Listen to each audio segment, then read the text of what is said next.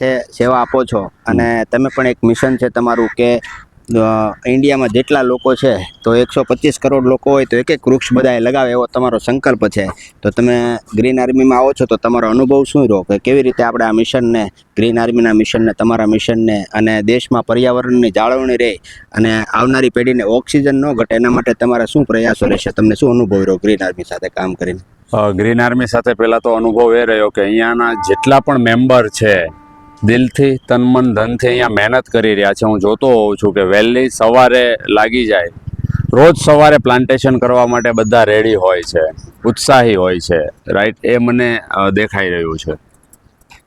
અને બીજું તમને કહું તો આ જે કામ વૃક્ષો તમે જોઈ રહ્યા છો, અમારી નર્સરી, અમારું જે કામ કરવાની પદ્ધતિ, એ તમને કેવી લાગે છે?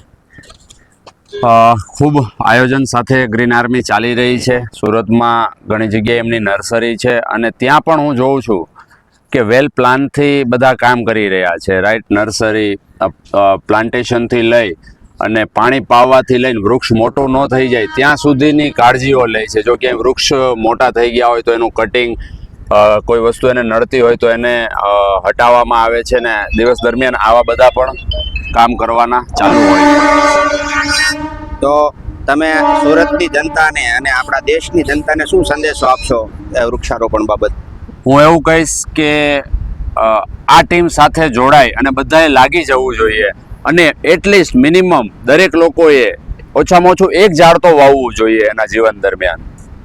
તો ખાસ મારો પણ એક સંદેશ છે કે મનુષ્ય જીવન છે ને 70-80 વર્ષ કમસે કમ જીવતા હોય આપણે એવરેજ ગણીએ તો જો માણસ સંકલ્પ કરે કે પોતાના બર્થડે નિમિત્તે એક વૃક્ષ લગાવે તો જો 70 વર્ષ માણસ જીવે તો 70 વૃક્ષ અવશ્ય લાગે.